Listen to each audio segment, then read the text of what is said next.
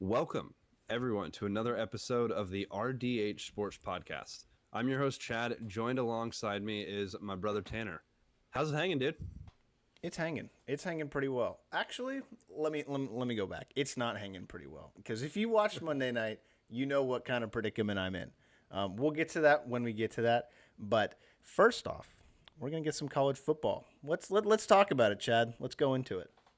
We're going to hit some college football. We're also going to hit some NFL football like we always do. We're going to recap last week. Yes, we're not going to forget how we did last week. We got some great feedback with that, so we're going to keep going on with the schedule and the record predictions, everything. And then we got a full slate of football this upcoming weekend that we're going to talk about as well. And real quick announcement. Also, the reason I'm wearing this jersey, you can see it.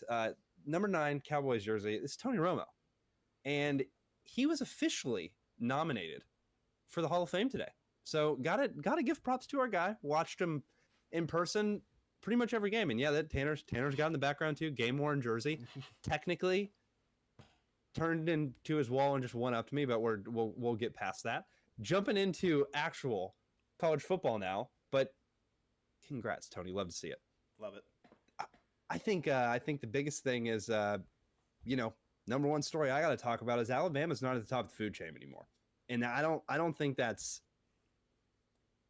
I don't know if that's obvious yet. You know what I mean? There's still a long football season left. They only lost to UT. They could realistically go undefeated the rest of the season, but they don't look like the Alabama of old. And now it is open that there's a quarterback competition going on right now for this upcoming week. What do you think about that? And the fact that they only won by 7 points against an opponent that they were picked to beat by about 30. Yeah, I mean, I was watching like a little bit of that game. Like I turned it on. I'm like, okay, Alabama's playing who? They're gonna beat the snot out of them.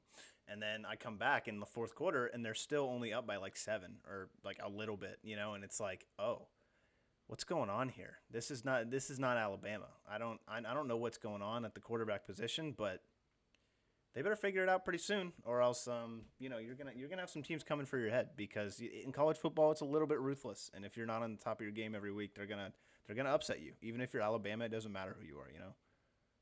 Exactly. And then, jumping to the next point is Colorado held off Colorado State in double overtime. I watched that game, the entire game, and wow, that was a game where there was struggles a lot of it. But when you look at the stat line and specifically the quarterback play of Sanders, he played very well. Travis Hunter, their dynamic playmaker on the offensive side and defensive side of the ball, did unfortunately get injured, is unfortunately out for about 3 weeks from what I'm seeing. But hey, Colorado is not only a team that is going to be here, they're going to be here, and they're going to be here in the top 25. So I'm pretty excited for this Colorado team. What did you think about that Colorado and Colorado State game? And then tell me what happens against Oregon. Oof, it's hard. Let's go to the Colorado State thing, but like it's an in-state rivalry. It's just going to be one of those games. You see it all the time. It doesn't really matter what their records are. It doesn't really matter how good each team is. It's going to be a battle each time they play. And I think Colorado State, they showed up to play. They played really well, and they were leading for a lot of that game too. So the fact that Colorado actually came and won that game is insane to me. It's actually insane. If you watch the end of that game, they just popped off. They just absolutely put it on their backs and they're like, we're going to go out and win this game, especially the quarterback. And it was impressive. It goes into double overtime, and Colorado doesn't miss a beat at all in overtime. It's like they got better throughout the game, even though, like you said, they lost one of their biggest playmakers that they have on the team. So it was a very impressive win, even though it was over like an unranked opponent. But it was just one of those games where your opponent is just playing lights out, and you have to match that energy, or else you're not going to win the game. And they did, and they got the dub in double overtime. Exactly. Then, we have an SEC upset. I'd say definitely SEC upset of the week. Unranked Florida, which is kind of crazy to see, takes down number 11 Tennessee. Yeah. So that was a pretty good game, pretty good defensive battle. I mean, you can't really say that, it's an upset when it's Florida. You know what I mean? If you Hmm. actually look at their recruits and you look at their recruiting class and actually where they were and where they have been, they may be unranked, but at the same time, it's kind of like A&M. You look at the prospects, you're like 4, 5, 4, 5, 3-star. You know what I mean? It's Yeah. just so many great prospects, but still, that was a pretty good game. And for Florida to go in there and do that, they have to be ranked now. There's no way they're not. You know what I mean? After another strong performance, I would say this upcoming week. Yeah, I completely agree. I mean, they just kind of took it to him. It was it's kind of it's not a rivalry matchup, I would say, but it's kind of one of those matchups. It's an SEC game. You don't really know what's going to happen a lot of the times. So I think it's good. It's good for the SEC, especially you got Texas coming in, you got Oklahoma coming in soon too. This conference looks unbeatable right now. Exactly. And right when the SEC is starting to struggle a little bit on the top, Texas and OU are coming in, and Texas is not struggling. That team is for real, and we talked about him at length last podcast, so we won't hit on him too much this one. But last headline of college for me, Florida State number 3. They held on, but they almost lost to Boston College, and Boston College is another team that is unranked. We almost had three unranked teams go and just destroy the ranked teams in college football this weekend. They all played well. Honestly, I think the unranked teams played better games overall. Like, but you can't really say that against Colorado in overtime. Regular games, they didn't get the win, but I thought Boston College had that one, but Hmm. they didn't get it, and Florida State ended up winning there. So they hold on. They hold on for another week. Yeah, it was impressive. I mean, I caught the end of that Boston College game, and Boston they just kind of threw it at the end. You hate to see it, especially when you're up against number 3. But I mean, Florida State, it they're a good team, so it's hard not to see them end up winning. But like, I don't know, man. I don't know. I think we need to go down further into the schedule to see how this all really turns out, because there's a lot of close games, and there's a lot of close games and upsets and games with unranked opponents versus games with ranked opponents where they're getting close. It's kind of fun to see. I like it. Exactly. I like it. I love it. I want some more of it. Now going to the NFL week 2 recap. We're not gonna hit the games we talked about last pod, but we are gonna hit some just headlines going around the league. Dallas Cowboys historic start. Yes, I'm wearing the jersey. Yes, Tanner's got the Romo in the background. Yes, we're big Cowboy fans. But hey, if they weren't playing well, everyone's still probably talking about them, and now they're playing well, and everybody's still talking about them. We're part of that. Everybody, 70-10 uh, in the first 2 weeks. That is absolutely insane. You go out and you blank the Giants 40-0, and then you go and you play a Jets team who does not have Aaron Rodgers, but you beat them 30-10. And you not only beat that team, that wasn't even close. That wasn't even close. And Romo said it the best. I'm wearing the jersey, so obviously, shout out Romo this episode. That's the theme, but he said it best. Few teams come out every year out of the gate running, and that they're leagues above essentially. Dallas is that team this year. You can't say they're not. Now, if they just fumble the ball and just fall down the hill, you know what I mean? Then maybe that happens. Do I see that happening? No, because well, first of all, before I get on my rant, Tanner, what do you think?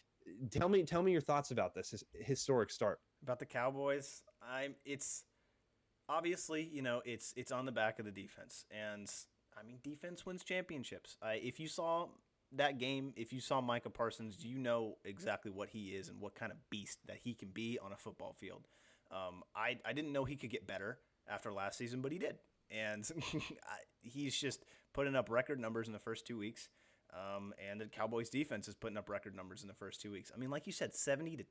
Now, granted, they haven't played, the best of competition, right? But it's still the NFL. You can't pick your games. You can't pick who you play against. So the Cowboys start is absolutely amazing. If the defense plays even if the defense plays even half this good throughout the rest of the season, I mean, the Cowboys have a good chance, at making the playoffs. Like it's just that the defense is amazing, amazing. Yeah. I mean, if the defense plays half as well as they do, I think there's really realistically like only 5 or 6 games that the Cowboys can drop. You know what I mean? Uh-huh. You have Philly, Philly, you'll go 1-1 with the season. There's no way it's 2-0 in my opinion. Then you have teams like the Bills, the Rams. You know what I mean? You don't know what those teams are going to do. Those teams are, and then you have the Lions, and you also have the Miami Dolphins. The Cowboys do at the end of the season. Ooh. And if you're telling me that the Dolphins aren't going to be fighting for a playoff spot or having to win for playoff hopes, like that's a Dolphins team that's going to be hitting on all cylinders. Oh, and the Lions that beat the Chiefs week 1, yeah, they're just going to get better. You know what I mean? And you're playing them at the end of the season. So there's definitely games that Dallas can drop. And yes, for sure, they haven't played the strongest opponents, but the Jets defense is for real. Yeah. And Dallas made that defense look like, once again, a high school football team playing against a professional football team. That wasn't even close. And also, you are seeing your playmakers, specifically this week with CeeDee Lamb, step up. Yep. And the ball is going to him. You see that he's getting chipped. You see that he's getting held. You see that he's getting calls, and he still got the rock every time. What I found fascinating, specifically with CeeDee Lamb, they kept him away from Sauce Gardner. He only went on Sauce one time. Only one time CeeDee Lamb actually lined up on Sauce. The rest of the time he was on somebody else. Mike McCarthy knows what he's doing. Yeah. And right now, he hasn't, once again, Dallas has not been tested. Dallas has not been tested against a good opponent. I don't think it's going to happen this week again against the Cardinals. But there's some opponents coming up, and we'll see what happens. But the historic start, 70-10, they're rolling, they're moving, and we're gonna see what's gonna happen. I absolutely think this is a playoff team. It's a not even a playoff or bust season. It's like an NFC championship or bust season at this point for me. So Dak's got to keep it up. You know what I mean? In the defense, last point I'll head on with Cowboys, the defense, I couldn't have said it better myself. It is on the back of the defense right now. If the defense is not playing like they are, this is not the same football team. And this could possibly be the last year that Dan Quinn's here. Mike McCarthy's contract is also up. There's a lot of contracts on the player side that is up. So this is exactly what needs to happen coming out of the gate like this, winning like this, to keep a group like that together. Yeah, I mean, I agree. Just like reinforcing your point, I've been talking to you about this. I've been talking to a couple other people about this too. I just think when it comes to Dak Prescott, a lot of people are like, oh, he's coming off a bad season, whatever. This defense, all Dak's got to do, he's just got to manage the game, and he's got to make the throws, when it counts. Not these crazy long throws. You see in this new offensive, scheme with Mike McCarthy, the Texas Coast offense. I like to call it the Texas Toast offense. But it's working.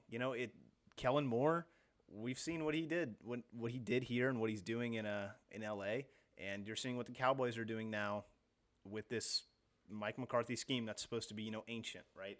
So it's working.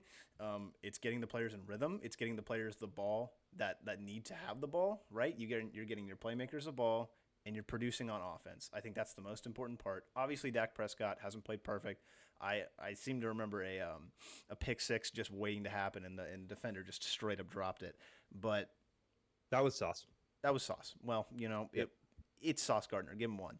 But just manage the game, do your thing, and the defense will let you win games. I mean, that's defense wins championships. I got to say it again. Exactly. Jumping on to the next big point. Unfortunately, this one is not a good one.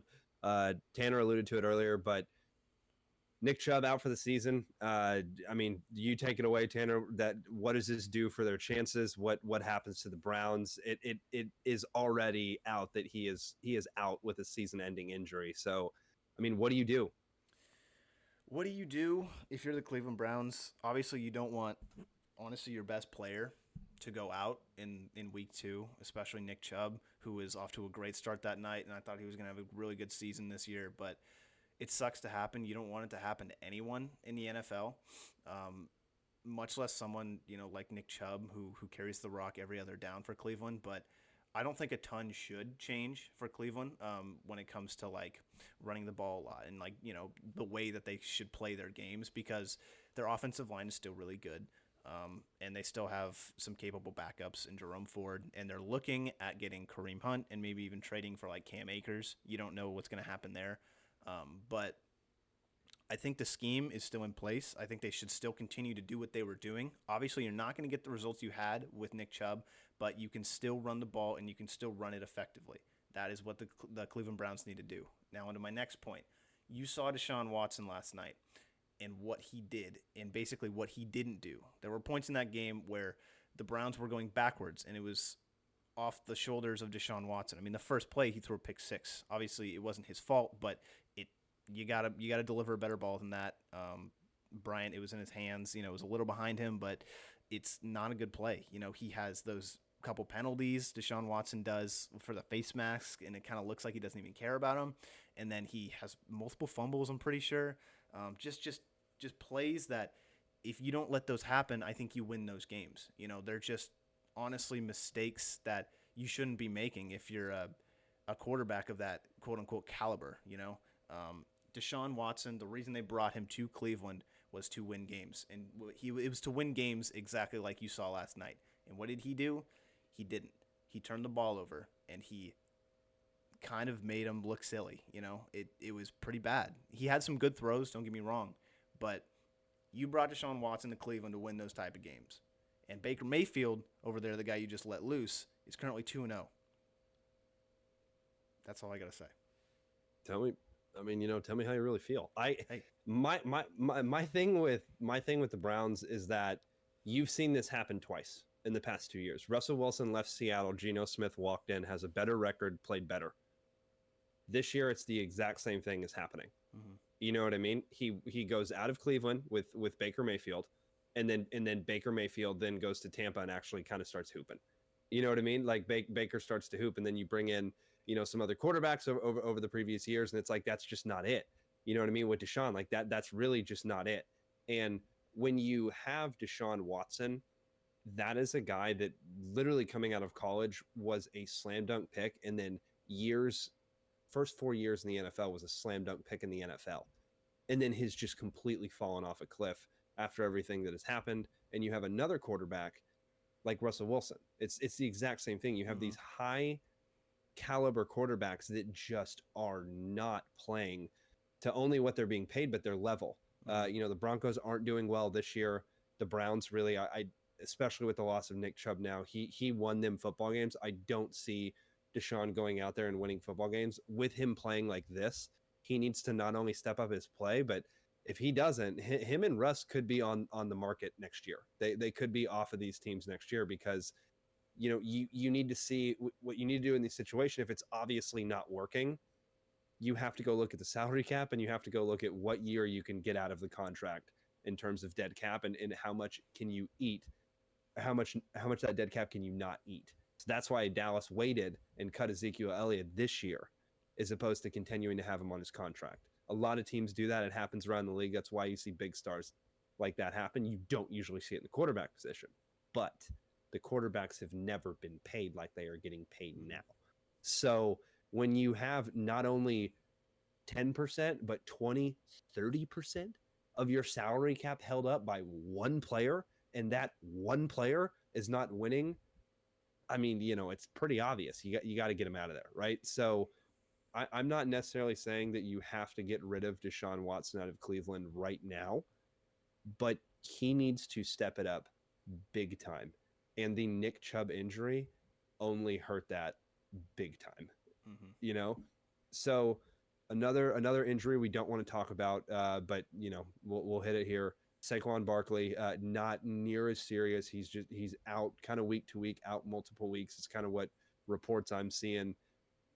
To me, that's obviously a season-ending injury is the worst injury that you can get, but this is the next worst thing.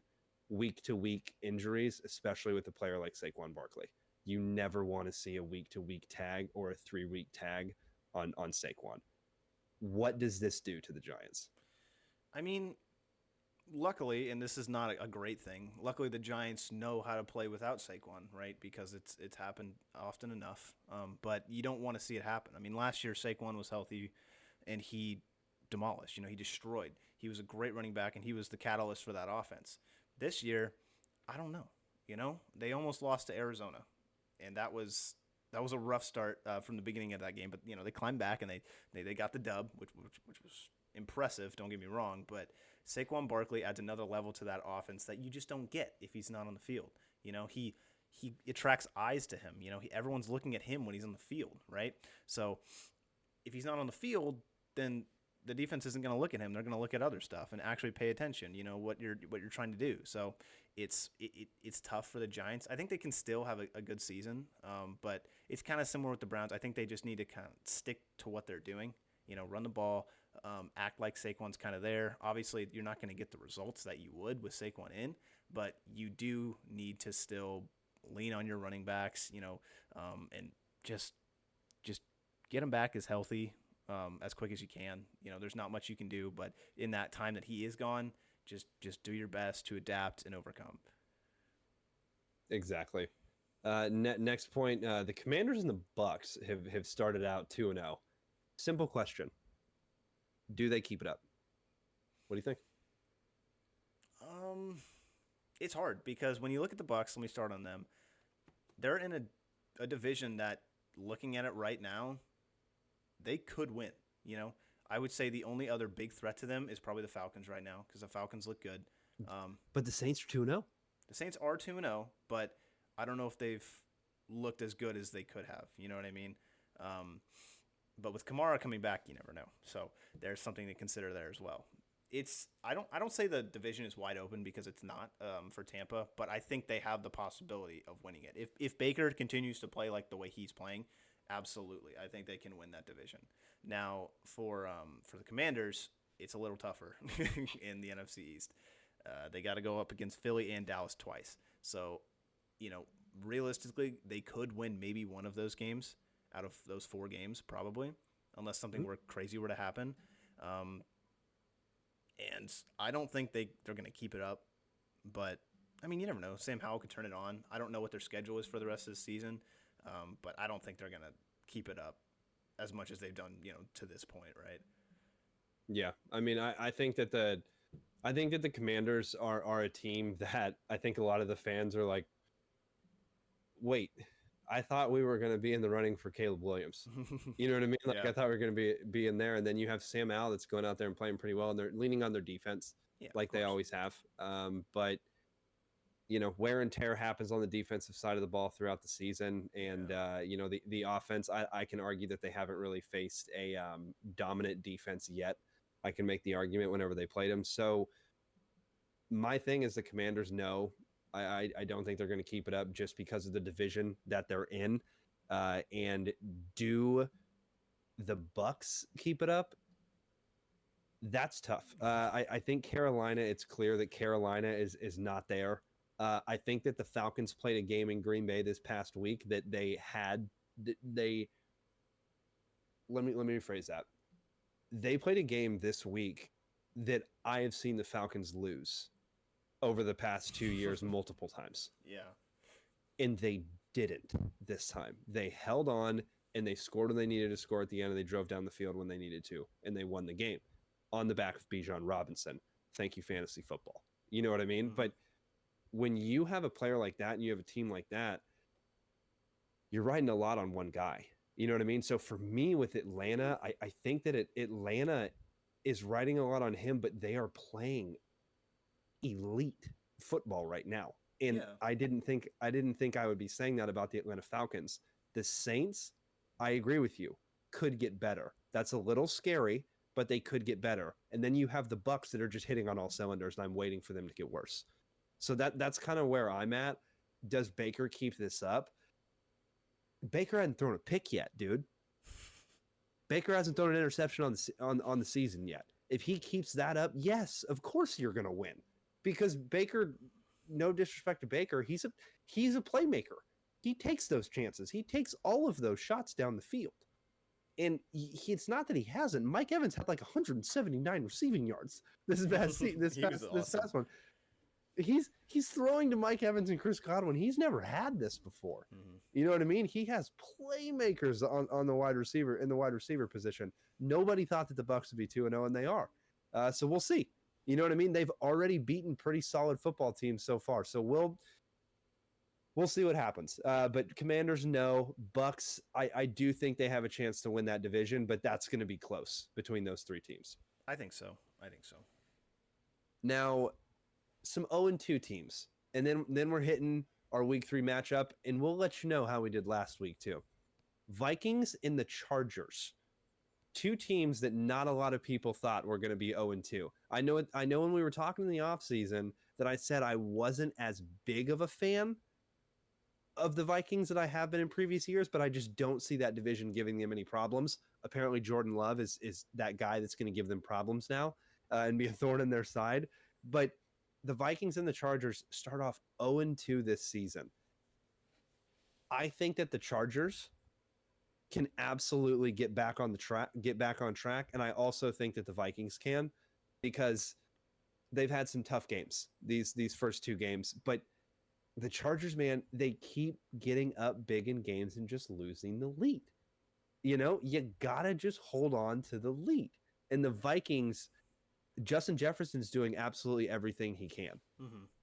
and performing at such a high level. You know what I mean? But there is no run game.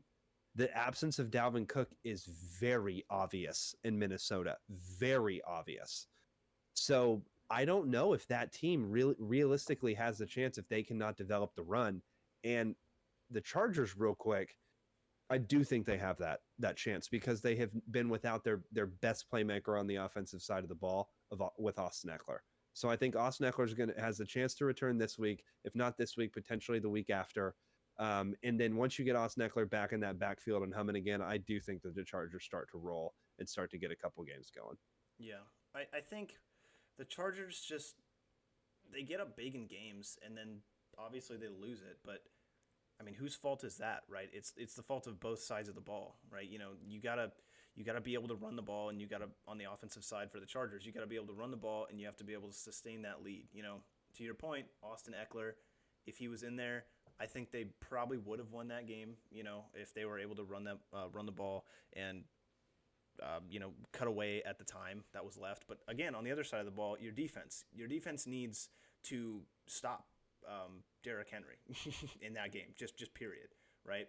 It's hard to do. Trust me, it's Derrick Henry, but you're supposed to have a good defense. You know what I mean? You have one of the best safeties in the league in Derwin James.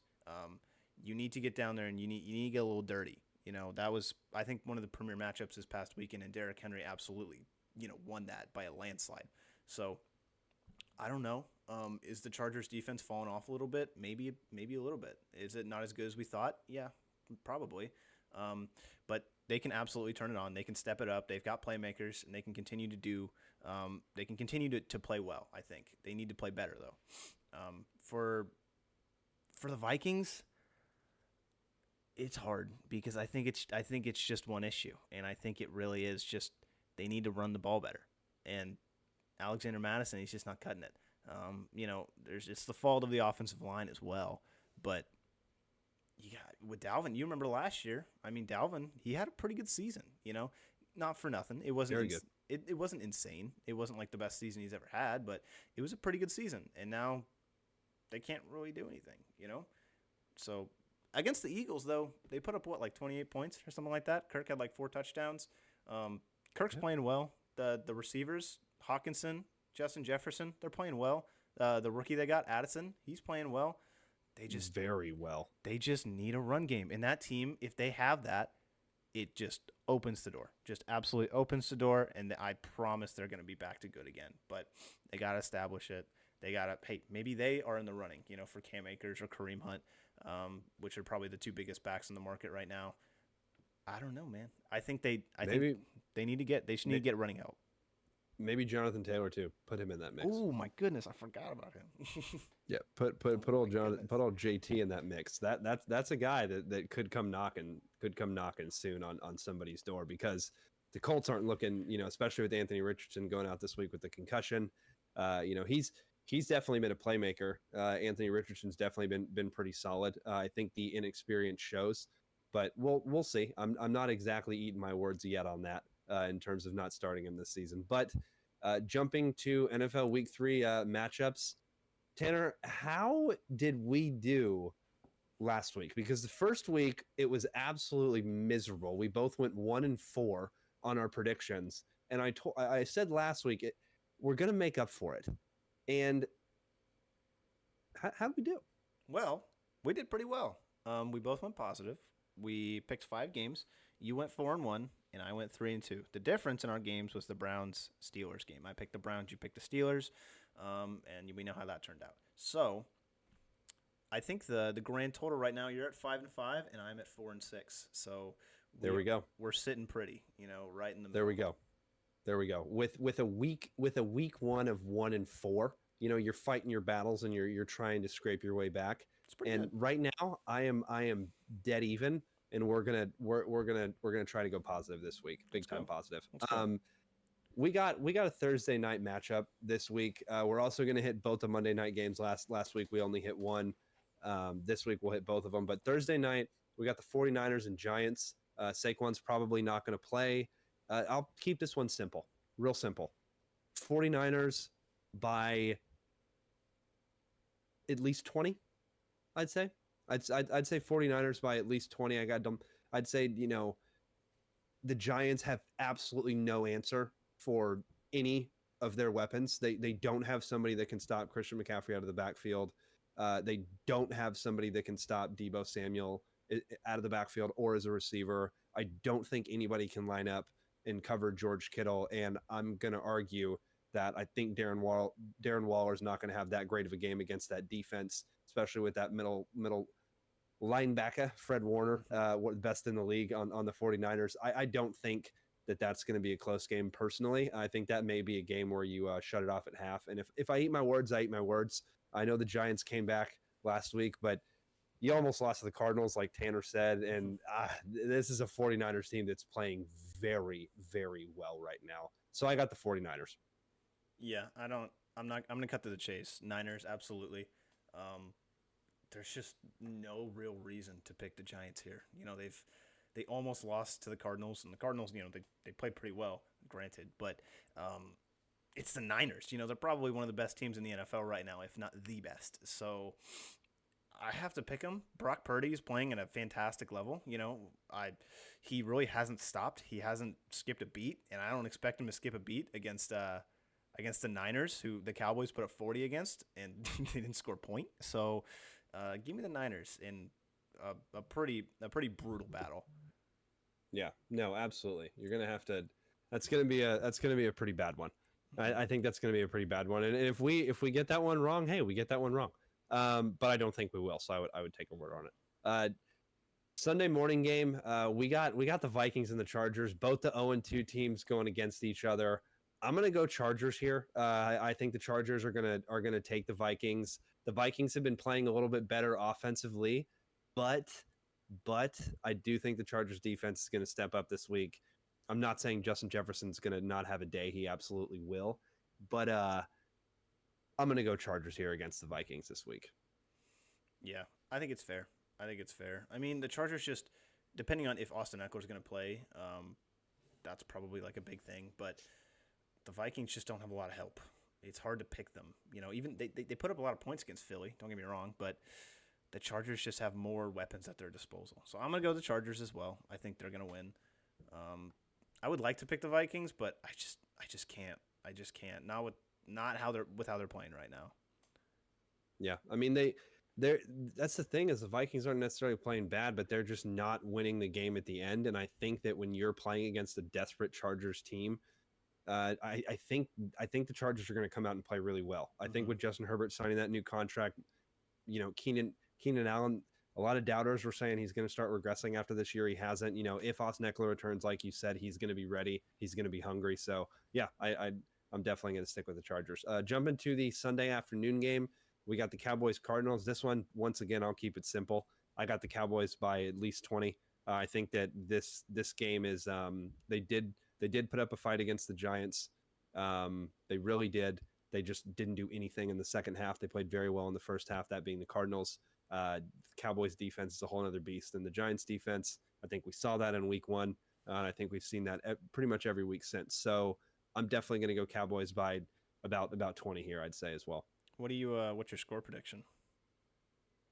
I mean, if I got him by 20, the thing is the Cardinals just placed Budda Baker on the IR.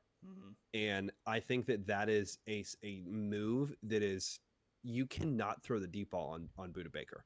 You absolutely can't. So I think that this week is going to be a pretty high scoring game, and I do think Dallas continues on that 30 and above train. Not sure if they hit 40, but that would be me being like 31-10. I see the Cardinals getting, breaking one lucky touchdown, and then I see them getting a field goal, and then I think Dallas gets 31 points on them. Maybe even more now that I'm thinking about it. Maybe even like 34. Okay. I'll go 34-10. I'll go Okay. 34-10 Dallas.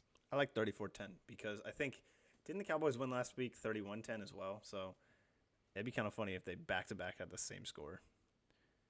Yeah, it's a good call. It's probably like never happened. So thanks for helping me on that one. I think obviously I'm going to go Dallas too. It's just not real. I mean, why would you not?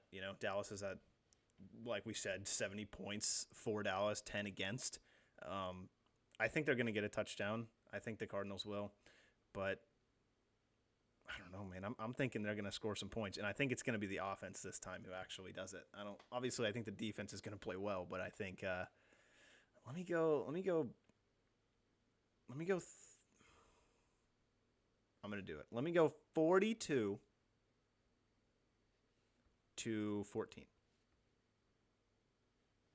Two tugs, or do you have them missing the field goal or the extra point and getting field goals? We'll see what happens. I'm not going to reveal that at this point. No, that's a good call. I wouldn't reveal that either. Jumping to the Sunday night game, Steelers versus Raiders. I'm not that excited about that game, really. Not going to lie to you, but TJ Watt's must see TV, and Devontae Adams and Josh Jacobs are also must see TV. So we'll strap in and go. This one, though, is extremely hard for me to pick. I've picked first twice in a row. I'm gonna let you take it, Mister AFC guy. In the Steelers, you saw what happened against your Cleveland Browns last night. But that's a tough matchup with the Steelers and Raiders. I think this is gonna be an ugly game. I think this is gonna be nasty. Defense is gonna win it. I think it's going to be kind of low scoring, kind of not. I'm going to go. Oh, it hurts.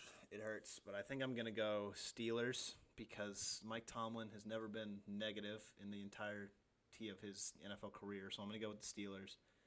And I'm going to go 21-16 Steelers. That's a close one. That's a barn burner.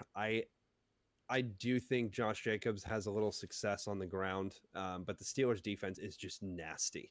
And with TJ Watt being healthy, it's really hard for me to pick against him. Deontay Johnson's not going to be in the lineup, but George Pickens, George Pickens. I told you if you were listening this year to pick him in fantasy, and if you did, he was available in the later rounds. I got him in a lot of my leagues, and my prediction is true. He is easily the number one wide receiver by week 2. I said it was going to take him week 4, but with the injury happening to their number one wide receiver, it's pretty apparent he jumps up to number 1, and he played well last week. I don't think the Raiders have a defense that can match the Steelers, but I don't know how many points the Raiders can score on this Steelers defense. I think the Steelers defense is pretty solid. But at the same time, Cleveland, no disrespect. Cleveland did put up about 20 on you. So I'm actually going to go opposite. I'm going to go Raiders in this one. I'm going to go Raiders in this one, and I'm going to switch I'll switch the score line there with you. Okay, cool. So you're going to go 21-16, but the other way. Exactly. Now we got 2 Monday night games. We've got the Eagles and the Buccaneers. This, I do have the Eagles taking this one, but I do think it's going to be a closer game than a lot of people want to think. And I think this game is the game for Philadelphia to show what they are. Because this is a Buccaneers team that's come out the gate hot, and you can silence the doubters very quickly with a dominant win this week. But Philly has not had a dominant win. And Philly arguably should have lost the first 2 games of this season at the end of the game. The first game, that was a game-winning drive about to win the game. The Vikings game, not as much, but this is a Buccaneers team that's hitting right now, and Baker, Baker's hooping. Who do you got in this one? It's hard because I know where my heart is right now. You know where my heart is. I do. I'm Shake not. and bake. I'm not gonna do it because the Eagles are just too good. But I do think it's gonna be a really close game. I agree with you on that one. I don't know why we're doing score predictions for everyone now, but I'm gonna go the Eagles, and I think it's gonna be a close game. I'm gonna go 26-24 Eagles. Oh. But I think that. they're going to put up some points. I think Baker's going to shake and he's going to bake, and you're going to see it all night long. But the Eagles will win it at the end with like a field goal or something.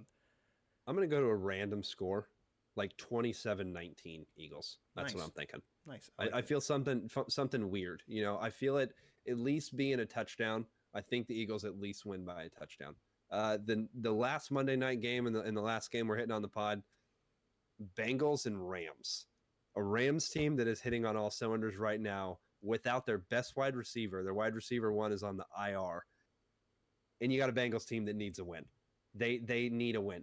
This is starting to get to the point where you need to get a win. If by week 4, if you haven't won a game, statistically the chances to get in the playoffs are pretty tough. Mm-hmm. I'm not saying the Bengals can't do it, but I'm saying they need to start winning football games. And this Rams defense is not going to give you the run. So it's going to be on the back of your wide receivers. It's going to be on the back of those 3 wide receivers and potentially Joe Mixon out of the backfield. But I got the Bengals in this one. I got the Bengals getting their first win of the season. They've hurt me so far in the pick'ems, but I got to go Bengals because I absolutely see Joe Burrow. Wait a second. Joe Burrow is questionable right now with a calf injury. Oh, that's right. I almost forgot to bring that up. Joe Burrow is questionable right now with a calf injury. Is he like questionable, or is he just like regular questionable? I mean, judging on Yahoo Fantasy Football, you can take that with what you think, but pretty sure he's a for sure questionable. Tanner's going to check on that real quick. But if they don't have Joe Burrow, easily the Rams. But if the Bengals have Joey B, I'm taking the Bengals. Yeah, I mean, Zach Taylor is saying that it's hard for him to say if he's going to play for week 3. See, that sounds pretty questionable to me. It is pretty questionable, but it is Tuesday, and this is a Monday game, so he has all the chance in the world to play. But I'm going to – it's hard because you don't know if Joe's going to play. Let's say Joe doesn't play. He doesn't play, and even if he does play he's not going to be 100%, obviously, because he wasn't even 100% in the game they just played. So let's say the Rams win it because the Rams are hot, surprisingly. Matthew Stafford is diming up his receivers. He's making nobodies into somebodies. So I'm going to say the Rams. I'm going to say they win on Monday night. Okay. I'm with it. You know what? It's hard because you look at the injury designation and it really doesn't seem like he's going to play. It is also Tuesday. It is a Monday night game though. That's the thing. It's a Monday night game. He does have the opportunity to play, and he wants to, but it's really hard to pick against him. But Joe Burrow is going to be compromised for the sake of your argument that you had. I will switch to the Rams. I will take the Rams. Not really. I'm not going to do it. I'll still take the Bengals, even if he doesn't go. We'll still. Is it too late to change my pick? Because I kind of want to change to the Bengals. Because if he plays, I think they're going to win. That's the thing. But he was compromised big time in this past one. He really. I mean, he didn't look bad. He didn't look good, but he didn't look bad. You know what I mean? But the Rams defense isn't like that Super Bowl defense from old. You know what I mean? That's true. So we both have the Bengals then. I'll go Bengals. You got to get a win. There's no way they go 0-3, right? Yeah. I mean, if Joe doesn't play, then yeah. But if he does play, then there's no way that the competitor in him is going to win that game, right? You think, but at the same time, they got Aaron Donald, who's a pass wrecker. And if he gets one hit on Burrow, I don't know, man. That's going to be a pretty tough one to come back from. If he goes out in the middle of the game, it's just going to be like, Joe Burrow's going to be seeing, ghost of Super Bowl past in this game. Dude, dude, for real. And that's another added, like, he really wants to play this game. I know. You know what I mean? So, yeah, that's what I'm gonna go for. You got any more football points? Or are we gonna wrap this up? I don't think so. That's a hard week of guessing teams. It went from like really pretty easy to like pretty hard. You picked Yeah. some good ones. Yeah, I do think that you absolutely, you know, if you're betting woman who listen to the show, hammer the 49ers, Vikings and Chargers. Whoever gets that game, just take the favorite. You know what I mean? Cowboys and Cardinals, hammer the Cowboys. Steelers and Raiders, same thing as the Vikings and Chargers. Whoever favored it, just take it. Eagles and Bucks. If it's a big score line, don't take the Eagles. Bengals, Rams. It is all dependent on Joe Burrow. It is all dependent on Joe Burrow. So for the betting fans, there you go. But I think that's pretty much the last football points we got. Let's go ahead and get into week 3 of football next week, Tanner. See how we do. Let's do it.